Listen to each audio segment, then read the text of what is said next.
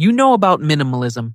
You've cut the subscriptions, skipped the $7 latte, done everything the advice tells you to do. But the tightness in your chest never really leaves. You see people your age posting from Cabo, driving off in leased BMWs, and you just assume they're rich, different rules apply to them. Still, some nights, a quieter question shows up. Not how to save more, how to make the money you already have grow bigger, double, triple, work without you. So tonight, same as every other Friday, you open the app to check. Why saving feels like progress. The transfer confirmation lands 9 minutes after you close the banking app. $200 moved from checking to savings, automatic, the way it's been every other Friday since February. You don't even open the notification anymore. You just see the little blue badge on your Chase icon and feel something settle in your chest. A small, private exhale. You did the thing. You're one of the good ones. You've built a whole identity around this. Direct deposit hits at 6 a.m., $2,746 after taxes, and by 6:09 the transfer's already gone, sliced off before you can talk yourself out of it. Your roommate Devin still gets paid the same day you do, and he still spends most of Friday night buying rounds at the bar 2 blocks from your apartment. You watch him do it from across the table, nursing a beer you already paid for weeks ago, and you feel that quiet, superior calm of a person who has their act together. He'll wake up Saturday with a hangover and a smaller number. You'll wake up with the same balance you had yesterday, just bigger. Technically bigger. That's the part nobody tells you. The number does go up. Every 2 weeks, without fail, it ticks a little higher, and your brain reads that as proof. Proof you're ahead. Proof the plan is working. You've watched enough of your friends live paycheck to paycheck. Watched Devin's card get declined at the grocery store last month. Watched him laugh it off and try a different one. That your own slow, steady $200 feels less like a strategy and more like a virtue. You're not chasing anything flashy.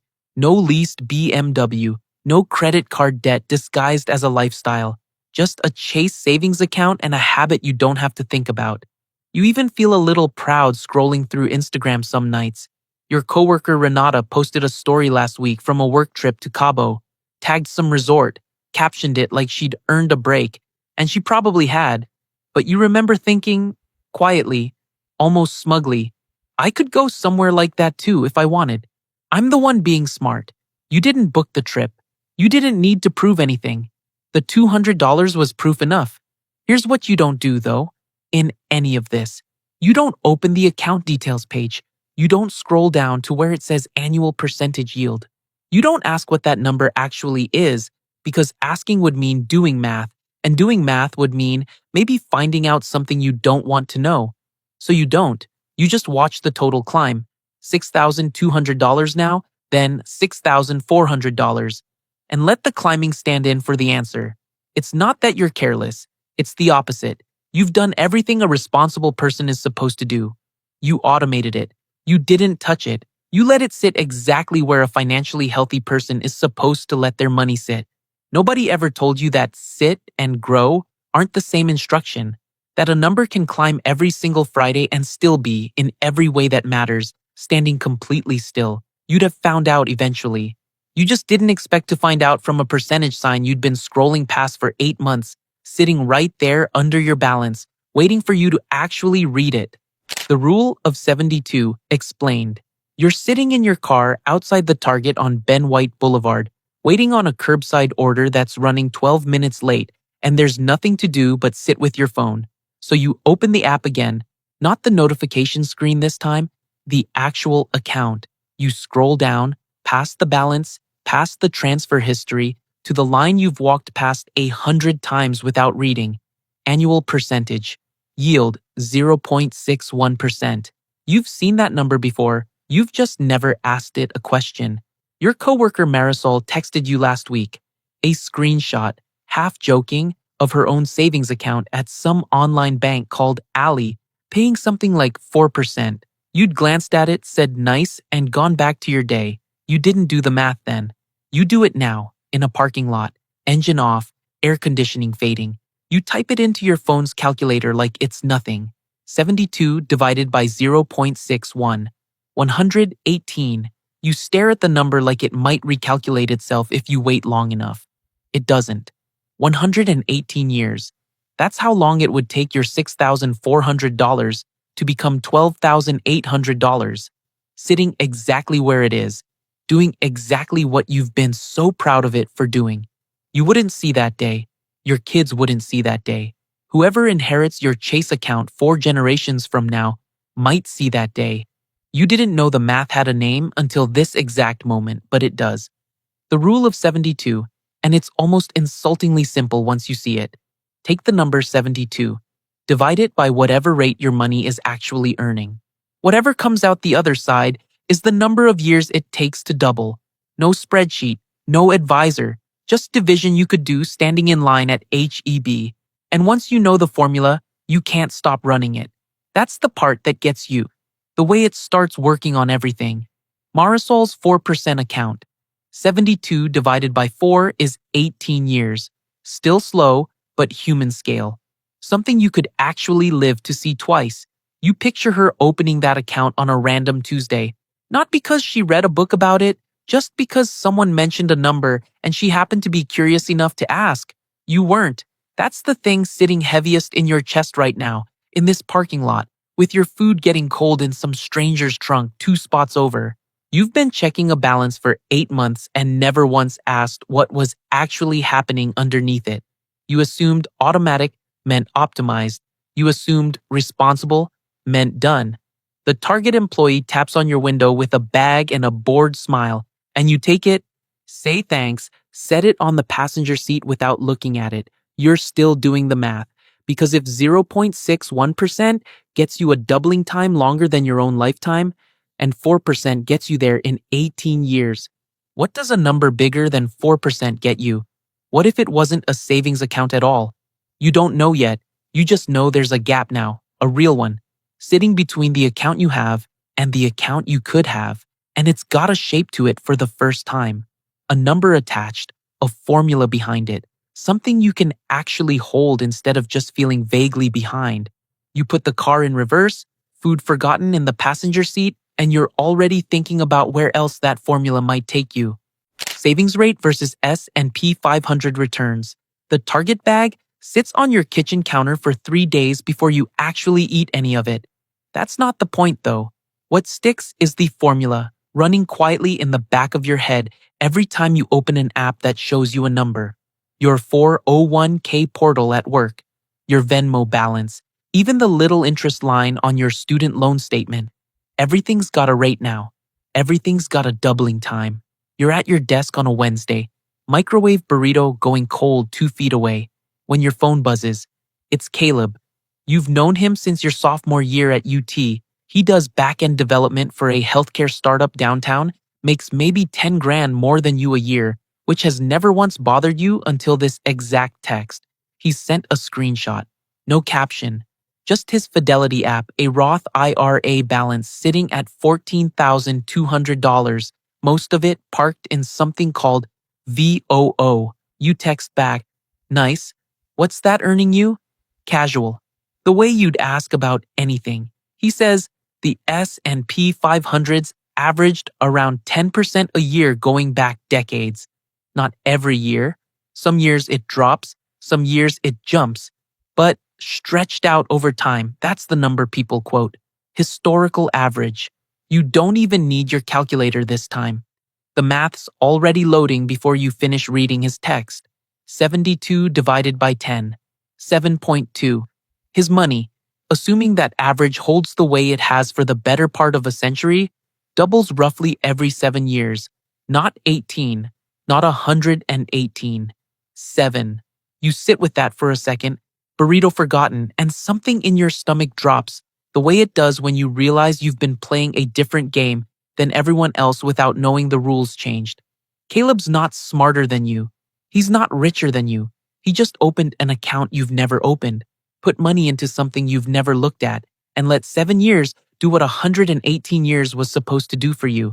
You open your own banking app right there at your desk, thumb moving before you've fully decided to. Chase savings, $6,400, 0.61% APY. Then you open a new tab and type in Fidelity. You don't do anything yet, you just look at the sign-up screen. The way you'd look at a door you're not sure you're allowed to walk through. Because here's what nobody explained to you before today. A savings account and an index fund aren't cousins. They're not two flavors of the same idea.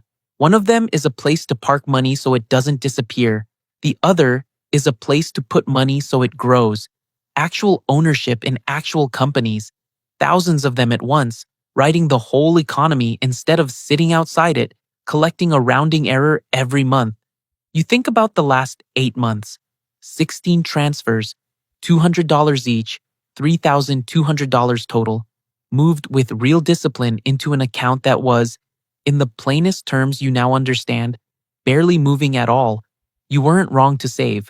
You were wrong about where. Caleb texts again, some joke about beating you to a house down payment, and you laugh, actually laugh, alone at your desk. Because it's true and it's not even mean. It's just math. 7 years versus 118. That's not a gap you close by trying harder. That's a gap you close by moving the money somewhere else entirely. You close the Fidelity tab for now. Not because you've talked yourself out of it, because you're not ready to open an account on your lunch break without understanding what you're actually buying into or what it costs you to keep waiting. Inflation is doing the same math. The rent renewal email hits your inbox on a Thursday morning. Subject line, your lease renewal options. And you almost don't open it because you already know what it says.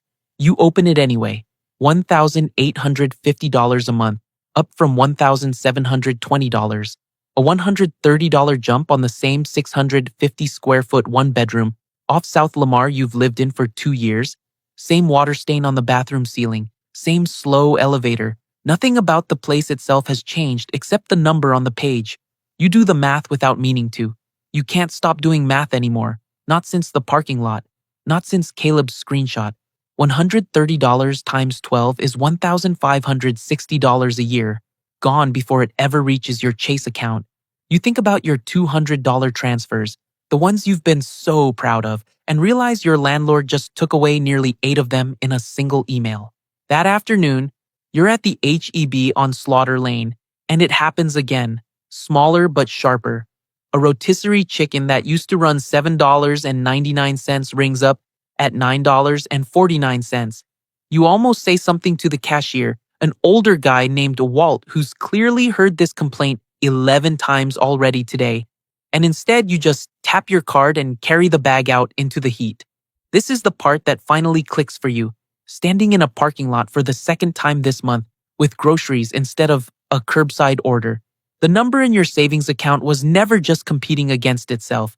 It was competing against this, against rent going up, against chicken going up, against everything around you getting quietly, steadily more expensive while your account sat there earning 0.61% and calling it progress. You pull out your phone, right there by the cart return, and you run the formula again. The same one, pointed in a different direction this time. Inflation's been running around 4.2% this year, the number you half remember from a headline you scrolled past last week. 72 divided by 4.2. 17.1 years. 17 years for the dollar in your pocket right now to lose half of what it can actually buy. Not disappear, just quietly stop stretching as far. The same rotisserie chicken that costs $9.49 today costs something closer to $19 in the world your money's aging into, if it just sits there the way it's been sitting. You think about your Chase account again, the one doubling every 118 years, and something reorganizes itself in your head. It's not really doubling at all, not in any way that matters. Inflation's having your buying power every 17 years, while your balance limps toward doubling over a century. You're not standing still, you're losing, just slowly enough that it never feels like losing. You think about Marisol's 4% online savings account, barely keeping pace with inflation, not really beating it. You think about Caleb's 10% index fund, actually pulling ahead, actually winning the race. Nobody told you that you were running. Somewhere out past both of them, you picture a life where this math stops being a threat. A Cartier tank must on your wrist that you paid for outright. No financing, because the money behind it grew faster than the world got expensive around it. You're nowhere near that yet. But for the first time, You can see the shape of the road between here and there. You load the groceries into your trunk, chicken already going lukewarm in its plastic clamshell, and you're doing one more piece of math before you even start the engine. Not about what your money's earning anymore, but about what it's costing you to keep it exactly where it is. Starting at 26 versus starting at 36. The 401k email lands the same week as the grocery run. Open enrollment ends Friday. And normally you'd archive it without reading past the subject line. This time, you don't. You click through to the benefits portal, and for the first time, you actually read the line about your employer match. 4%, dollar for dollar, free money you've apparently been leaving on the table since your first paycheck here. There's a lunch session in the third floor conference room that afternoon. Sandwiches from Jason's Deli, an HR rep named Gwen walking through slides nobody's really watching. You're watching, though. She mentions the 2026 numbers. Employees under 50 can put up to $24,500 into a 401k this year, and a Roth on top of that maxes out at $7,500. You don't need either ceiling. You just need to start somewhere south of it. Next to you, picking the crust off a turkey sandwich, is Nate from Accounts Payable, 34, been at the company almost as long as you've been alive at your current job. And he leans over during the Q&A and says, quiet, half joking, I didn't open my Roth till this year. 34. Wish somebody'd cornered me at 26. He laughs it off. You don't? Because you're 26, 27 in November, and you're sitting there running the only formula you know how to run anymore. If you started today, $350 a month into an S&P 500 fund averaging that 10% Caleb mentioned, left alone until you're 65. That's 38 years, better than 5 full doubling cycles at 7.2 years apiece. You do the multiplication in your notes app under the table, something north of $1.8 million. Then, you run Nate's version. Not out of judgment, out of curiosity, the kind that used to scare you and now just feels like information. 10 years later, same goal, same finish line at 65. To land anywhere close, he'd need to put in $550 a month instead of your $350. Over $200 more every single time. And even then, he only gets 28 years, under 4 doubling cycles. The number he'd land on is just over $1 million. More money in, less money out. Not because he's bad with money, because the clock started 10 years later, and no contribution size fully buys that decade back. You look at Nate, still talking about something else now, some baseball game, completely unaware he just became a math problem in your head. He's not behind because he's careless. He genuinely didn't know, the same way you didn't know 8 months ago, checking a static balance and calling it discipline. The formula doesn't care about effort. It cares about start date. Gwen's still up front, clicking to a slide about vesting schedules, and you're filling out the enrollment form on your phone before she's even finished the sentence. 4% into the 401k, enough to catch the full match, the rest earmarked for a Roth IRA you're opening tonight. Not the max. Not yet. Just started, which apparently is the only part of this that actually matters on a calendar. Nate asks what you're doing on your phone. You tell him. He goes quiet for a second, then says, mostly to himself, man, 26, like it's a place he can see from where he's standing but can't get back to. You can still see it too. Right now, this Friday, this deli sandwich, this lunch session you almost skipped. The version of you that starts today isn't smarter than the version that waits. It's just earlier. And for the first time, you understand exactly what that decade is worth in real dollars. Sitting in a conference room, doing math, nobody assigned you. What $100,000 a year in returns buys? It's a Tuesday night, 3 weeks into the new habit, 4% into the 401k, first Roth contribution sitting in a Fidelity account you still don't fully know how to navigate. And you're doing what you always do when you can't sleep, scrolling real estate you can't afford. Zillow, not Instagram, that's new too. You land on a listing in Cape Coral, Florida, a 3-bedroom on a saltwater canal, boat lift included, listed at $850,000. You've never been to Cape Coral. You couldn't point to it on a map with any confidence, but the listing photos have that late afternoon light that makes even a stranger's kitchen look like something you're supposed to want, and you sit with it longer than you mean to. You do the math before you can stop yourself. You've read that a portfolio of $1 million held in something averaging that same 10% you keep running into throws off roughly $100,000 a year. Not by selling anything, not by touching the principal, just the return itself, showing up like a paycheck nobody has to clock in for. You picture your Fidelity Roth balance right now. 4 figures, barely. And you know exactly how far that number is from a million. You're not there. You want to be honest with yourself about that, sitting alone on your couch at 11 p.m. You're not pretending you're there. But you run the rest of the math anyway, because that's the part that actually holds your attention. On that $850,000 house with 20% down at the current mortgage rate, 6.52%, the number you saw on a news alert last week without registering it, the payment comes out to around $4,300 a month, just over $51,000 a year, which means that hypothetical $100,000 in portfolio income doesn't just cover the mortgage, it covers it with room left over without you ever touching the paycheck from your actual job at all. You think about Nate at the deli lunch, about the $1.8 million your 26-year-old start is aimed at by 65. This is what's sitting inside that number. Once you strip the abstraction off it, not a lottery ticket, not a fantasy, a house on a canal you'll never visit unless you save for it, purchased by money that grew instead of money you handed over directly. You keep scrolling, half out of curiosity now, and land on something smaller and sharper, a Porsche 911 Carrera in Guards Red, base trim sitting around $106,000 out the door. You do that math too, out of habit more than desire. 1 year of that hypothetical $100,000 income, paid in cash, no loan, no 6.99% auto rate eating into it for 5 years. Not because the car is the point, because paying for it outright from money that worked while you didn't is a completely different sentence than financing it against next month's paycheck, which is closer to how you've watched people your age actually buy cars, including, if you're honest, how you almost bought yours 2 years ago. You close the Zillow tab a little after midnight, phone screen going dark against your palm. You're not rich. You're barely 3 weeks into any of this.